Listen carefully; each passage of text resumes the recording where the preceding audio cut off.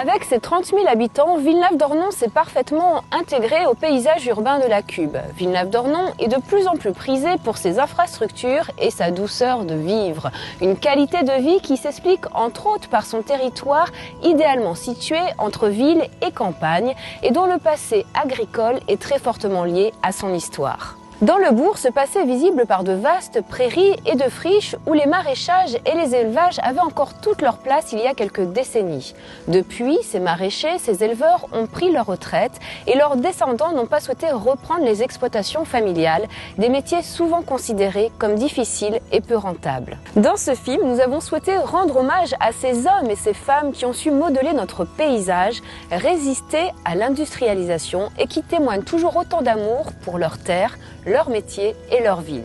Ils s'appellent Émile, Jean-Paul, Marie-Thérèse, Jean-Claude et André. Ils nous confient aujourd'hui un petit brin de leur vie avec tendresse et nostalgie.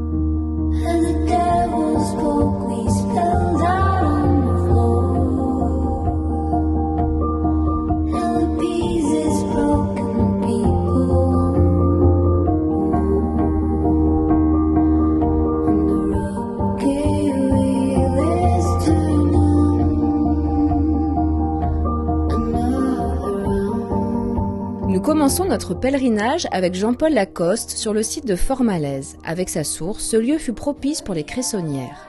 À ma droite, là, c'était que des cressonnières avec un grand bassin. Ici, c'était mon voisin qui lui aussi avait des cressonnières. Et puis en définitif, c'était le chemin des cressonnières depuis... Et même jusqu'au fond, là-bas, j'avais mon autre copain, c'était un cressiculteur aussi. Nous étions 3 cressiculteurs. Mon grand-père, qui était avec mon père, l'hiver évidemment, on n'avait pas trop de légumes et pour bien vivre, il y a mon grand-père, il lui dit « Dis donc Robert, si tu veux, je connais un endroit dont le terrain va se vendre et il y a une source. » Et cette fameuse source, elle était là au coin. Et le père est venu voir. Et il dit, ah oui, on pourrait faire une cressonnière, là, l'eau jaillit toute seule, on va faire une cressonnière. Alors je ne vous dis pas, d'une cressonnière, on en a fait, vous voyez ce que je vous ai expliqué, toutes ces fosses, d'une surface à peu près, que de cressonnières, je parle, que de coffres. Il y en avait 1200 mètres, parce que moi j'étais jeune, en 1937, et ça commençait à faire... Oui, il a commencé à creuser.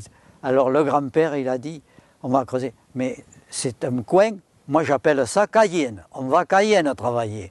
Parce que tout s'est fait à la pelle bêche, toutes ces fosses. Et le cresson, c'est la meilleure des plantes qui est le moins traitée. Parce que nous, on commençait à planter le cresson, on faisait des plants de cresson dans des artificiels à Villenave. Et après... on faisait des poignées que l'on jetait après dans ces fosses. Et puis ça poussait tout seul. Alors là, une première fosse qui fait 4,40 m. L'autre, elle fait 4,20 m ou 30, je ne me rappelle plus.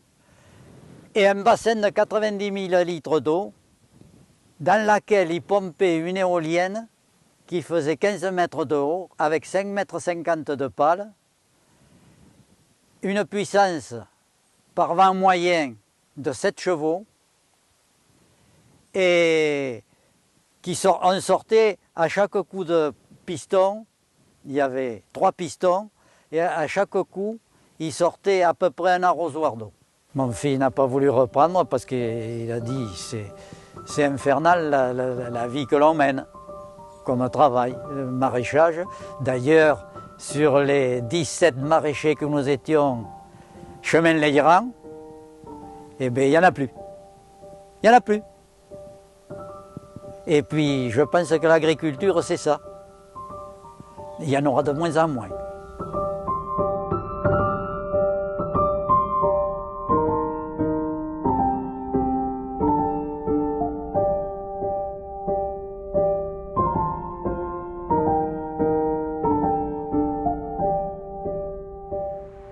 Quittons le site Formalaise et direction la manufacture chez Émile Zanetti, un lieu qui paraît bien insolite aujourd'hui au milieu des parkings et des grandes surfaces. Émile fut un des derniers agriculteurs de Villenave-d'Ornon.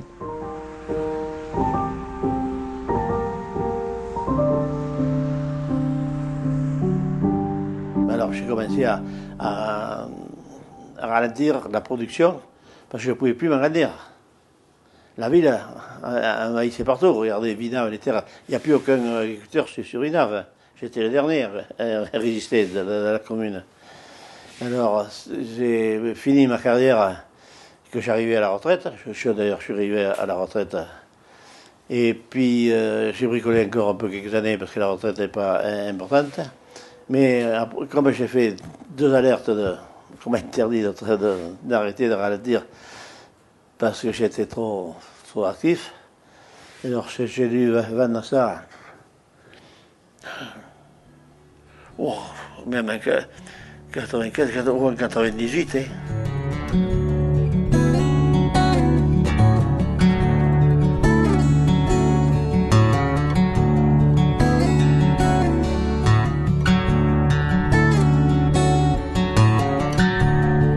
C'est une douleur.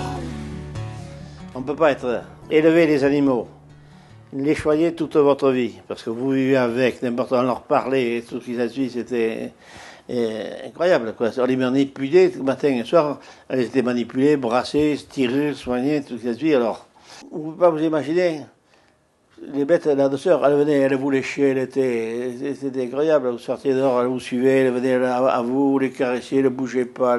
Du moment que la bête qui a le ventre plein, bien sûr, elle est pacifique, elle rumine, tout ce qu'elle suit, elle vous connaît, vous lui parlez, vous les appelez, elle vous regarde, tout ce qu'elle suit.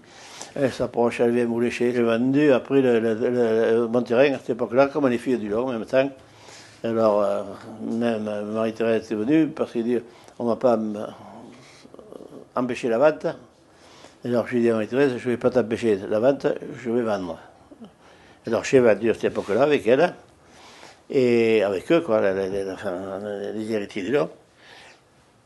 Et je me suis gardé que les 6500 mètres que j'ai ici maintenant, que je veux vendre.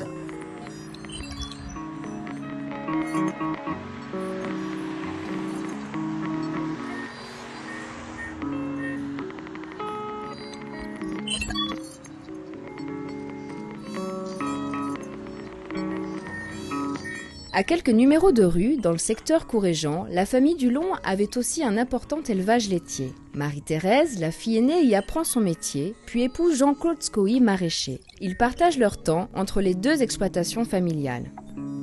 L'élevage laitier, c'est un métier 2 traites par jour. Nourrir, si on voulait du lait, il fallait nourrir, il fallait faire des céréales, des silos, les herbages, il fallait, tandis que l'élevage à l'étang, il fallait aussi nourrir, mais pas pareil. Pas pareil, c'était quand même plus léger. On avait des étendues des prairies, les prairies de bord de Garonne, tout ça, qui permettaient cet élevage. Disons, c'était le temps, des fois notre plus gros ennemi, et nous ramenions tous les ans, soit suivant le temps, soit au mois de novembre, soit à Noël, nous ramenions nos bêtes ici sur Courréjean à la stabulation pour qu'à partir de février, elles puissent faire tranquillement leurs petits.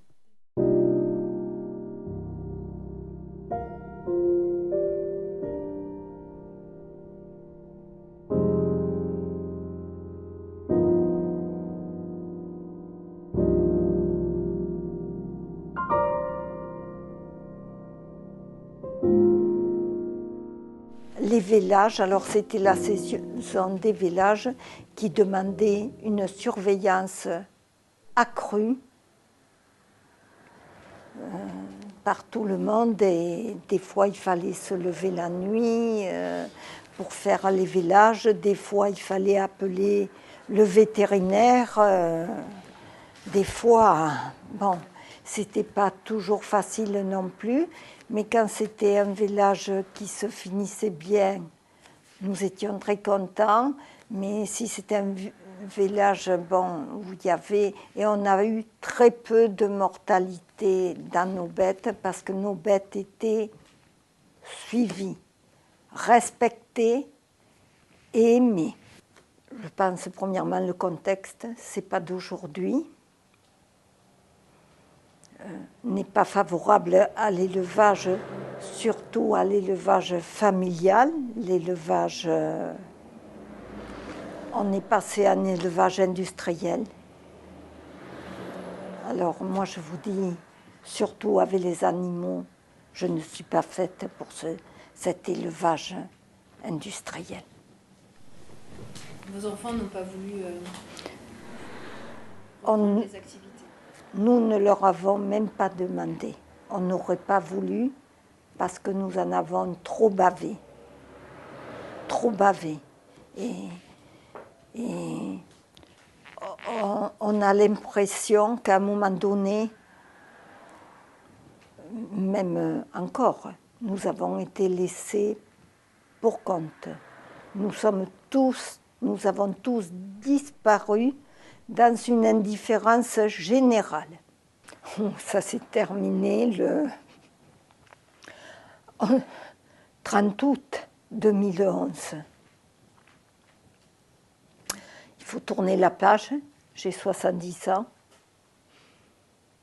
Mes sœurs suivent, tout le monde suit. On a mené une vie très difficile. En plus, plus rien ne nous est favorable. Ici, sur Courréjean, déjà, quand ma mère a repris, le foncier était devenu au-dessus de nos moyens. Nous avions des terres en communauté urbaine. Donc vous n'avez qu'à voir seulement une maison et rien ne suivait. C'était devenu au-dessus de nos moyens. Ça a été une première tranche difficile. Avec mes sœurs, nous avons continué après le décès de ma mère 10 ans sur cette propriété. Et nous avions aussi Geneste, la propriété de Geneste. Nous avons continué à travailler, mais Geneste aux années 80. On a laissé parce qu'il fallait simplifier.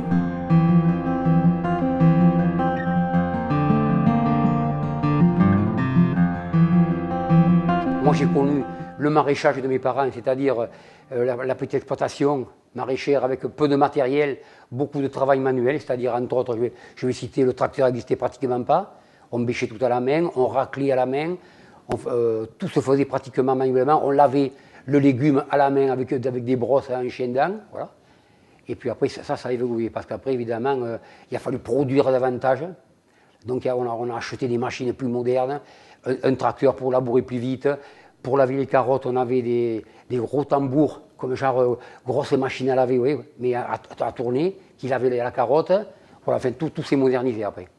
Je retiens qu'il fallait travailler. C'était un métier où il fallait beaucoup travailler, comme dans tous les métiers de la terre, si on voulait réussir. Et comme partout ailleurs, je suppose. Le travail, c'était quelque chose de très important. Mais que le problème qu'il y a eu après, c'est que plus on travaillait et moins on réussissait, parce que la concurrence a été de plus en plus difficile.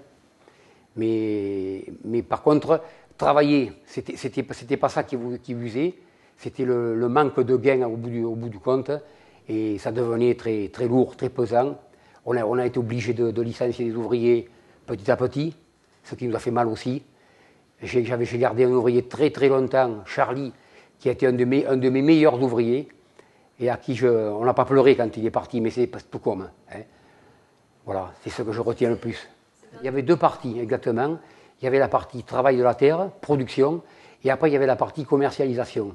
Alors, je vais vous parler, et cette partie commercialisation, moi j'ai connu l'évolution entre la halle des Capucins, où mes parents ont été mon père pendant des années a été aux Capucins, et ensuite on nous a déplacés, on nous a demandé de nous diriger vers Brienne, vers la halle de Brienne, où on avait monté une SICA maraîchère, c'est-à-dire une société d'intérêt commercial agricole.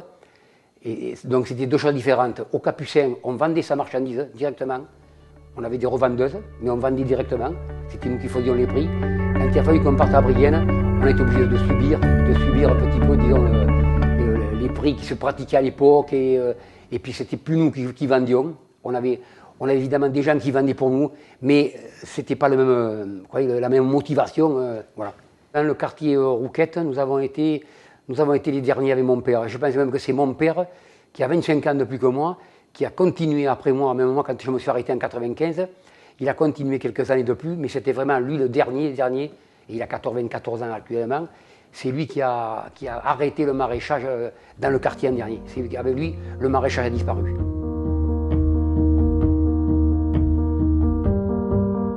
Ces témoignages nous permettent de bien saisir l'histoire agricole de Villenave-d'Ornon et de comprendre comment ces éleveurs et maraîchers ont contribué à façonner notre paysage. Leur vie d'agriculteur a pris fin sur la terre mais pas sur le papier. Villenave-d'Ornon leur rend en effet hommage dans un ouvrage que vous pourrez bientôt découvrir, Une ville, des paysages, des hommes.